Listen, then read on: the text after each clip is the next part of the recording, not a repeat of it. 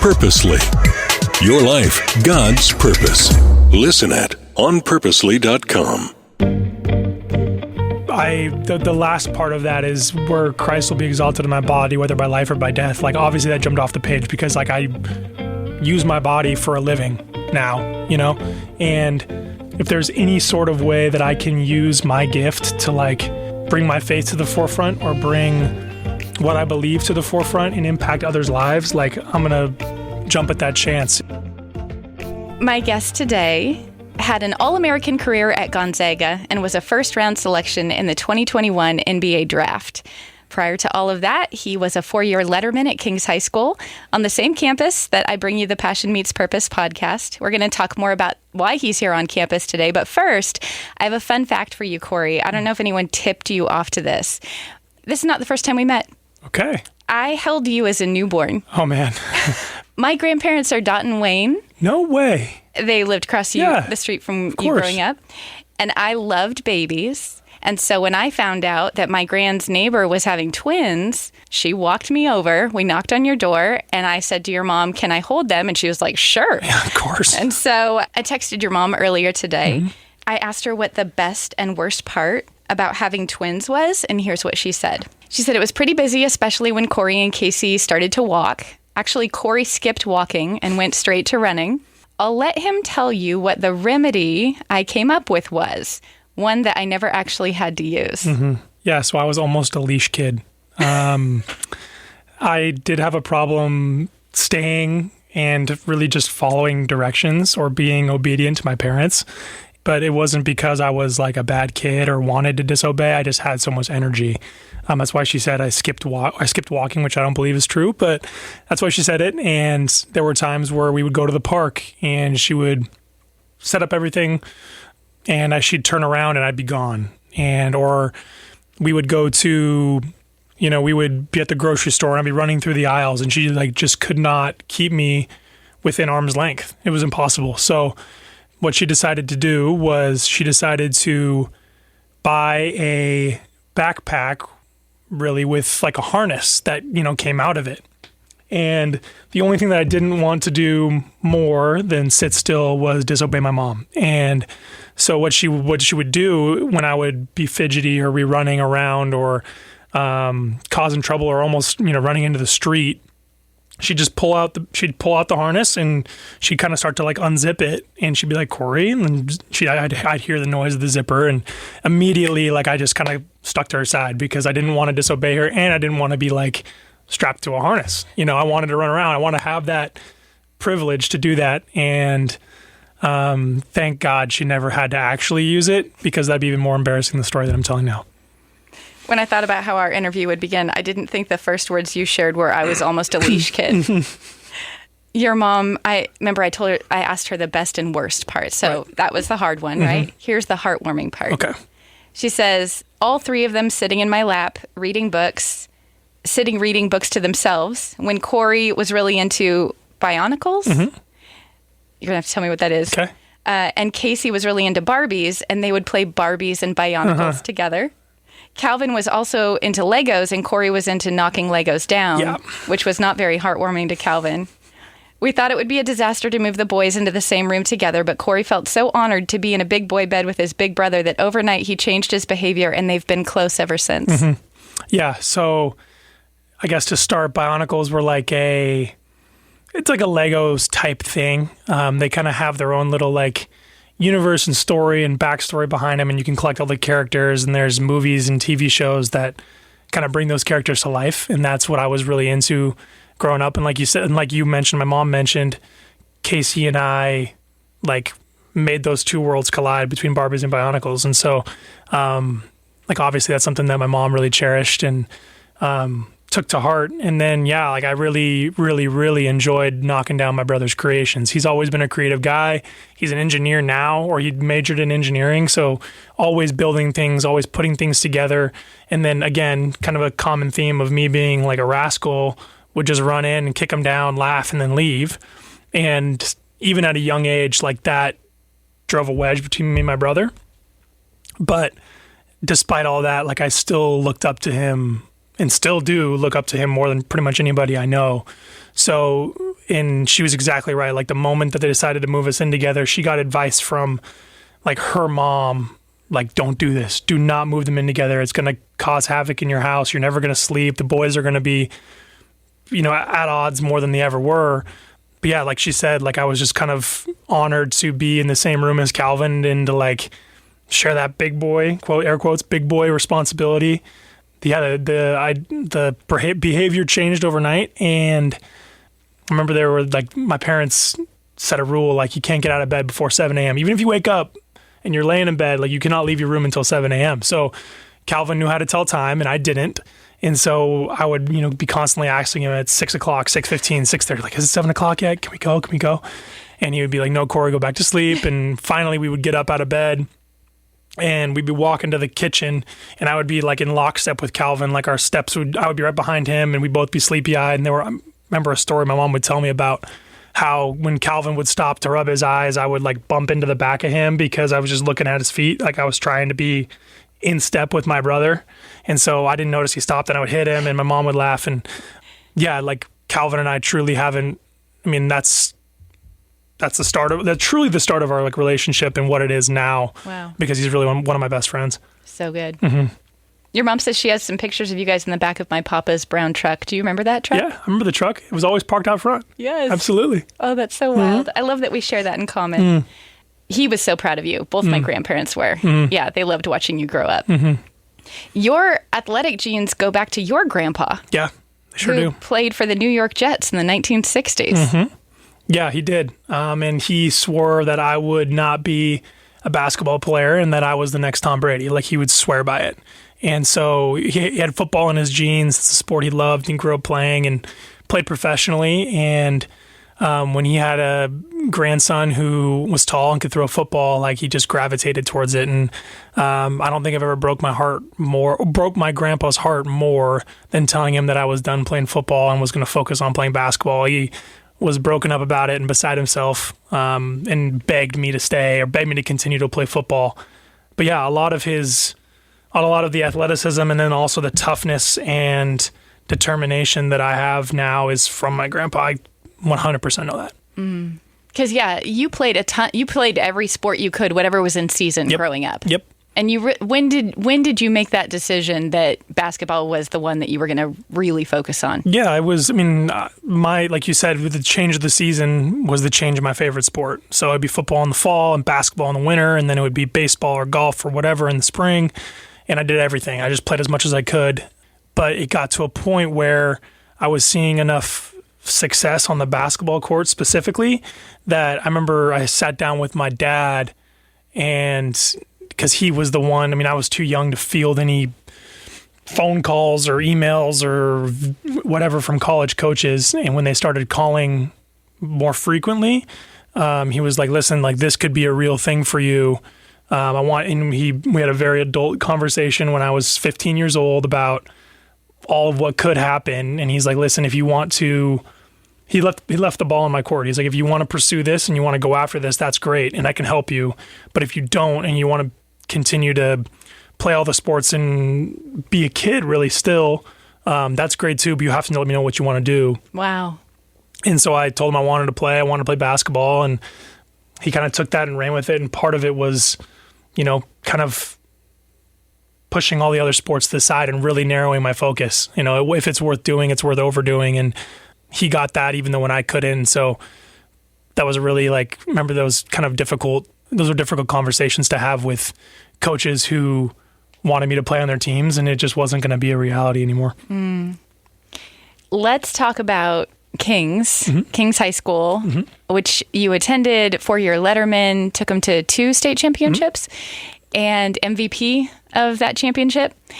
And we're here on the Kings campus today because they are retiring your jersey tonight. Yeah. So when did you hear about... Well, first, before we talk about the jersey retirement, let's talk about how did Kings set you up both athletically through their athletics program and spiritually? I guess we can start with athletically first. I was blessed to have a basketball coach specifically who took his job as a coach very seriously in all forms. It was not only was he up late at night when he had other things to do, trying to help us be the best team that he could for a bunch of 14, 15, 16, 17-year-olds.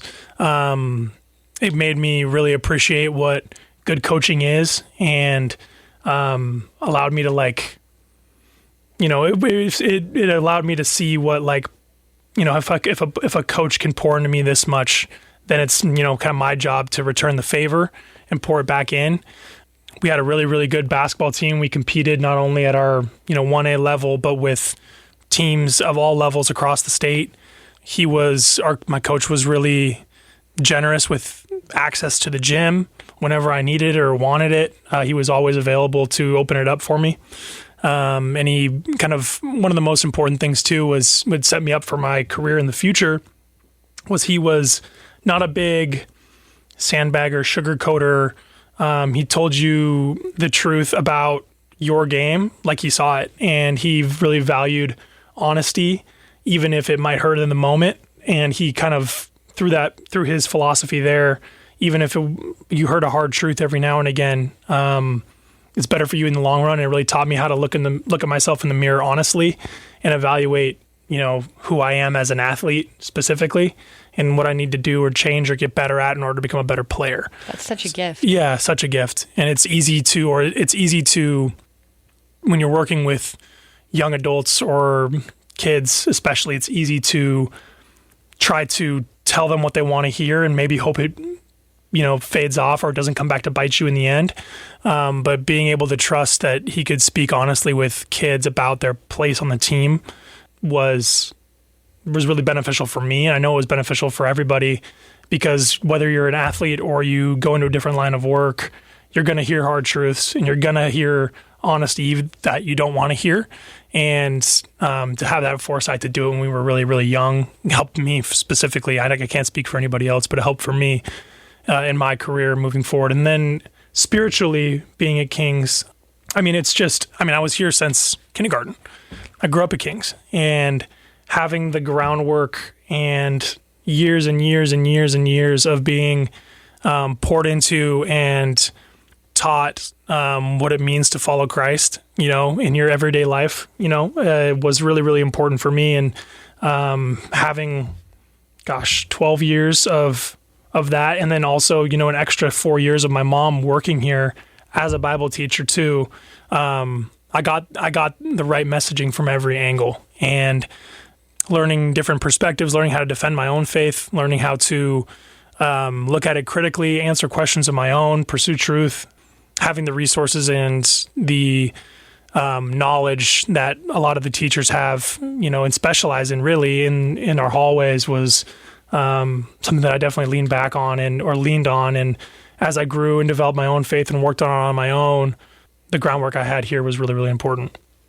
Tell me about when did they call and say they wanted to do a jersey retirement, and what's it like to have your wife here, your parents here, to be on that court again? Yeah.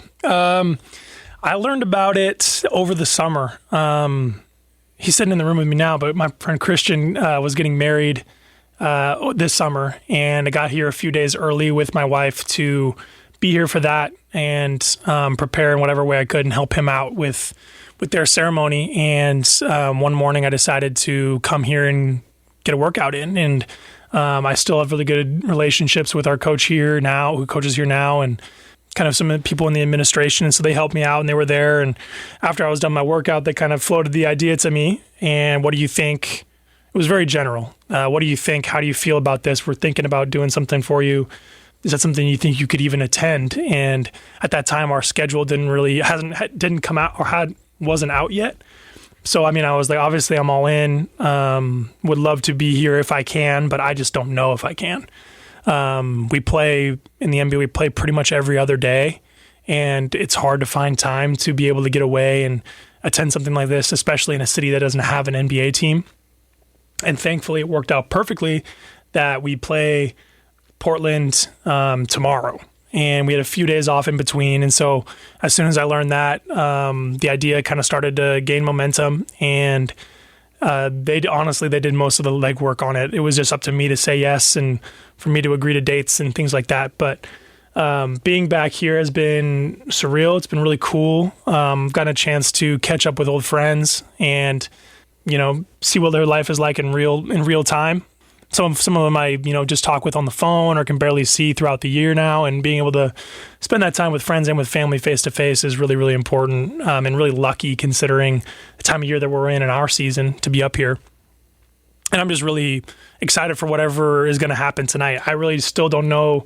I know where I'm supposed to be. I know what time I'm supposed to be there, but I'm excited to see what all kind of comes together. And even the fact that we are playing an opponent tonight who has a coach who was on the King staff when I was there. Oh, wow. Yeah, so that kind of full circle. Everything feels like it's kind of fitting in together perfectly. And I'm really, really excited, and I'm honored, and I'm thankful for everybody who did a lot of the legwork when I wasn't available to.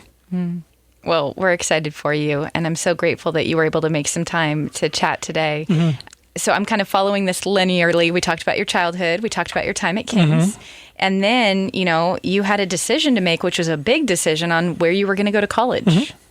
Yeah, that was a really big decision. And that's one of the biggest decisions I've made in my life up to this point. It ended up working out great because it's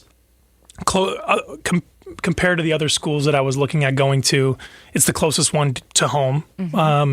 It gave my parents an opportunity to come watch me play, other family members. I mean, I have grandparents and cousins who live in Yakima, so they're halfway there to Spokane.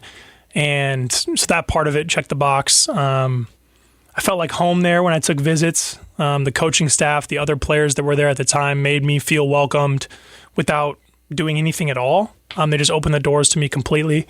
And, as my career kind of unfolded there, everything that I saw and thought was going to happen, good and bad, ended up turning out to be a reality. So it wasn't this like complete success story from start to finish.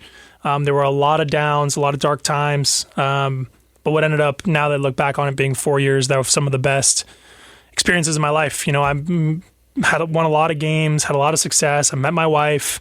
And that all wouldn't have happened if I wouldn't have chose to go there. So I can thank Gonzaga specifically for a lot of really, really good things in the life of Corey Kispert. We highlighted your coach here at King's. I always just love hearing about what makes a good coach. And so talk to me about those that poured into you at Gonzaga. Yeah. I mean, a lot of different people. Obviously, the head coach, Mark Few, did an amazing job with me. He had a lot of the qualities that I talked about with my high school coach and what he had. He's a very honest man. He's fair. But when you're kind of the subject of that honesty and that fairness, it doesn't seem that way. He took a lot of opportunities to pull me aside when he was being hard on me, to tell me, listen, like, I know how great you can be. You're not there yet. And the reason why I'm so hard on you is to get you to that point. And it might not seem fair now, but I promise you it's going to. And, our relationship matured from a player and a coach, and kind of that power difference, to someone who I, look forward to talking on the phone with now. And he was invited to my wedding. He was at my wedding, and it was amazing with former teammates and him all getting along. And they all kind of have a similar relationship to him as I do now. And he always saw the bigger picture.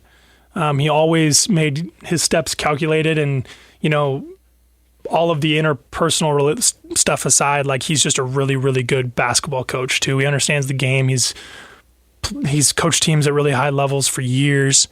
And thankfully he kind of found me worthy to, like, give the keys to and trust with his program and hopefully lead the team to places where we wanted to go. And, that trust in me from him was a really, really cool thing for me to, develop as a leader and develop as a basketball player, and, all of everything that comes with that. Great coaches are a gift. Yeah. I'm pointing at Christian too. Yeah. Your buddy Christian. Yeah. Christian, say hi. Hello. Christian coaches my son's 6th grade basketball team. To have a coach that pours into you like that it's a game changer. Okay, here's the deal. On this podcast, I don't talk about basketball a ton. I'm not your girl for stats. So if anybody listening to this wants more of that technical talk, you can go listen to Brock Heward's Above and Beyond, the intersection of faith and sports. He has a great episode with Corey. I'm going to pivot us to some other things because you are good at a lot of things. Okay, let's do it. So I'm ready to talk about, well, Christian tipped me off to this. I'm ready to talk about your golf game. Wow, a lot of people are giving you some info. You're good. Good researcher. My golf game, that is what I love to do most other than basketball, is play golf. And it's a hobby of mine that I didn't really truly fall in love with until I got to college. We spent a lot of our summers in Spokane working out and taking online classes, and we had to be in Spokane. Our whole team did, and there was a really generous, there were a lot of courses in the area that had, public courses in the area that had like really generous college discounts. And so me and my teammates and buddies that were there in the summer took a full advantage of that. And that's when I kind of caught the golf bug. But then even now, like, aside from it being something that I can compete at and spend time on and, really enjoy doing physically, like, it's such a mental de-stressor for me. Like, it's easy throughout the course of however long our season is, 6-7 months, to get wrapped up in what's going on right now, and whether it's good games or bad games or trouble with coaches or teammates or whatever it is. I feel like I can kind of let it all flush away when I play golf. And I have really good friends who I play with in DC that kind of help remove my focus from basketball. And so when I get back onto the court, my mind feels fresh, my body feels fresh, and I'm ready to play again. But also, like, kind of what I've really realized, and it's kind of overlooked, is that, during a course of a day, I go from an apartment to a parking garage to a gym to a car to an arena. Like, I'm inside all day long. And so getting outside, period, is something that I've like really, really figured out is like key to health in general. And especially when you play in stuffy gyms and arenas and you're breathing a lot of air condition all day long, getting outside and having some fresh air, whatever you're doing, is pivotal. So there's a lot of reasons why I love to play golf other than the game itself. That makes so much sense. Being in arenas your whole life, you're like, give me these wide open spaces. All right, I'm going to put you on the spot. Okay. Dream course to play with your dream foursome. My dream course to play is Augusta National, where they play the Masters every year. And I would like to play it with my dad. I would like to play it with, I would say, probably one of my buddies who actually, he still lives here in town. I met him in high school. His name's Shane Scott. I'm going to play with him. It would be number 3. And then I would probably say Tiger Woods. Nice. I like it. That's the 4. Okay. Do you still dig all the water sports? Yeah. Oh, yeah. Pickleball? Is there a sport you don't like? I am horrendous with anything that has to do with balance or wheels. Okay. So we're talking like skateboarding, ice skating, rollerblading, even like, I can ride a bike, but barely. Any of that stuff is like, that's kryptonite for me. I hear you took an improv class and loved it. Yeah, sure did. I was actually having a conversation with Christian's wife yesterday about it because she was in the improv troupe with me. What? Really? Tell me more. Was that here at King's? Yeah, it was here at King's. Everyone loves that. Everyone loves that improv class. Tell me, what did you like about it? Looking back on it now, it like sharpened my social skills. Part of what improv is and what we learned improv to be was like taking whatever someone like leads a scene with and just adding to it and adding to it and adding to it. And then all of a sudden you have this scene made out of completely thin air. And so when the same kind of concept goes for having conversations with people you've never met before or people that you're trying to catch up with, you're just trying to add and add and add to what they're saying. And all of a sudden you're deep in a hour-long conversation. It helped me be light on my feet, think of topics that could be applicable. It was also just a lot of fun. So much fun. It was a lot of fun. And even if we were bad at it or we weren't as good as we thought we were, it's, as embarrassing as it can be to like talk about or admit or whatever. It's like a fun fact about me, and I would definitely take that class over again as high school Corey. Was it Mrs. McCardle? Yeah. Shout out Mrs. McCardle. Shout out Mrs. McCardle. She's still doing it. Yeah. I've got a high schooler over there now. She always texted me, she always texted me like when I was in college after a good game or something, and she would say like, not bad for a theater kid.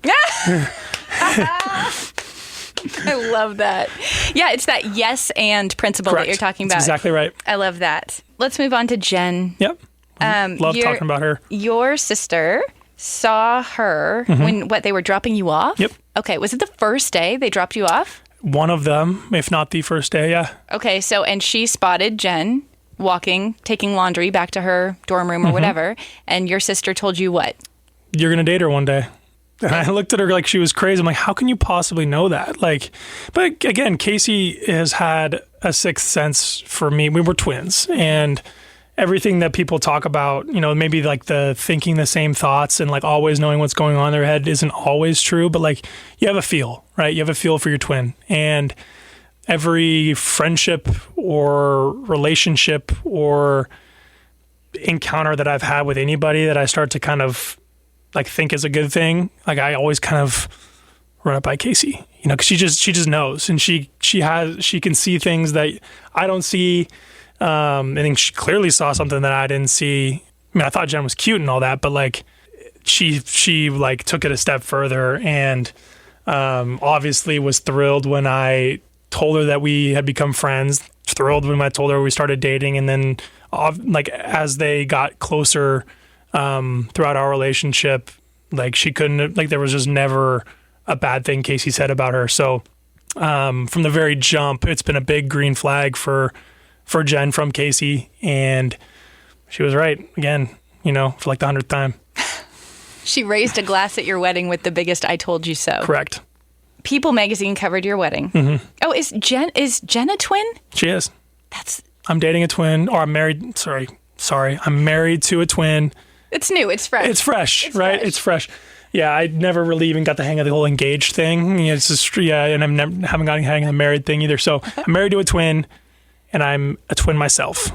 And you got the green flag, obviously, from Jen's sister. Yes. Okay. One of my best friends. Sweet. I love this. Okay, well, for anyone that's listening and you want to see the most beautiful pictures ever, People Magazine covered Corey's wedding.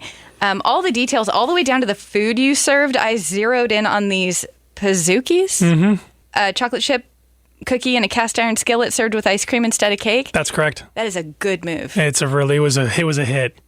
It was a hit. If I wasn't too busy dancing, I would have probably had like 12 of them. But that was something that I knew about before I met Jen, that dessert itself. But like that's a staple of her childhood. That's like the dessert that they had on birthdays and special occasions. And there's a restaurant, a chain, BJ's, that serves it.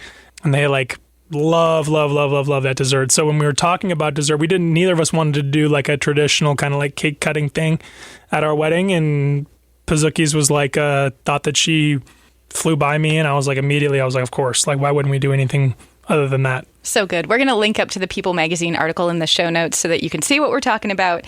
Of course, you use the team analogy with Jen as well. You work well together as a team. You face problems that come your way as one. I love that. Tell me more about how both of you being part of teams your whole life is helpful stepping into marriage. Yeah. Wow. I mean, I mentioned earlier in the show about how she like gets a lot of what I go through on a day-to-day basis, basketball-wise. And her having such a deep experience in team sports and playing sports in general, has all of she's a family of, there are 5 sisters in that family, including Jen, and all of them play Division I basketball. So it's like competitive family, athletic family, have experience playing the game that I love. So like she doesn't know anything else besides working as a team. And even when during her playing career, like she was the ultimate team player, didn't care about personal stuff, just wanted the team to win and succeed. So now that I talk about it, it makes perfect sense that she just applies that to our marriage.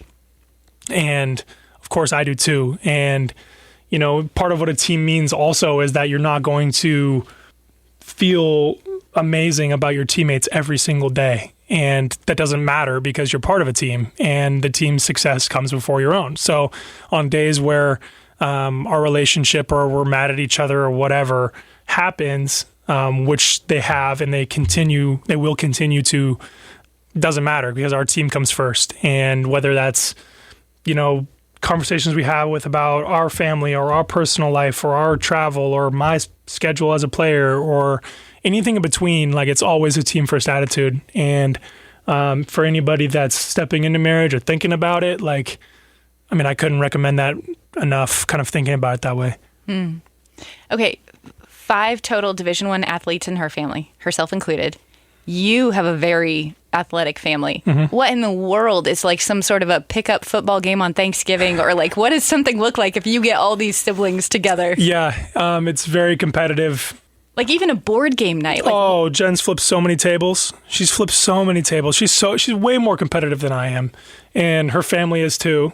But yeah, things do get very heated, and like there's admittedly been some times where like we have to look at each other and we're like, are you sure this is a good idea to play this game together right now? Or What's the game? What's the game that maybe is not a good idea? I mean, we can, but like these games we play, Bananagrams, Boggle, Catan, Sorry, Monopoly, like anything. Like if she plays, she wants to win, and things do get really competitive, and it's fun to also like she's done playing now. She doesn't play basketball anymore, but her and her sisters play in like a hometown high school 3-on-3 tournament where they all play on the same team, and that's like one of my favorite things to watch is just to watch them compete and watch them go. I love it. As we come to a close, I want to share the verse that I think you still have this on your Instagram bio, Philippians 1:20. Eagerly expect and hope that I will in no way be ashamed, but will have sufficient courage, so that now, as always, Christ will be exalted in my body, whether by life or death. That's not normally your standard stamp of a verse that you see, Yeah. And so tell me, why that verse? What does it mean to you? Well, it resonated with me. I got it when I pretty much was like a graduation. I have it tattooed on myself as well. And it was like a graduation gift for me. And so it's been a verse that I've like gravitated to for a long time. And the last part of that is where Christ will be exalted in my body, whether by life or by death. Like obviously that jumped off the page because like I use my body for a living now, and if there's any sort of way that I can use my gift to like bring my faith to the forefront or bring what I believe to the forefront and impact others' lives, like I'm going to jump at that chance. And the fact that you can do that through your own body, whether that's, by life or by playing the game you love or living a really active life or by death, like it's just something that seemed so easily applicable and kind of clicked and made sense to me right away. So, it still means a lot and has been for a long time, or has for a long time. Final question for you. Since this is just about the person that would listen to a podcast like this has a unique gift that God has given them. Might be athletic, might not be. It's a unique way that he designed them. And once you find what that sweet spot, that lane is that makes you come alive, and you're thinking, I can't believe I get to do this today. And then you find a way to put that on display to serve and help others. What would you say to someone that is still searching for what that lane is, or maybe they know it, but they have to take the next step? What advice would you have for following that? Yeah, I know that pursuing my gift and pouring everything that I have into what I can do has been like the most fulfilling thing that I've ever done. And that doesn't mean it's been easy or always enjoyable, but it's always fulfilling. And I believe that no matter what it is, I think everybody has that lane or that sweet spot that they truly feel like they're created to do. And I guess my only advice would be like, once you find that, like be patient in finding it, because it's exhausting to throw yourself into a bunch of different things all at once. But once you do find it, like give it everything you have, because the life that you said coming alive, like the life that you receive from doing what you love every day, is hard to replace. I was lucky enough to find it early, and some people find it later, but like everybody has their something, and once you do find it, do everything in your power to do it as much as you can, because it just only kicks back more and more life your way.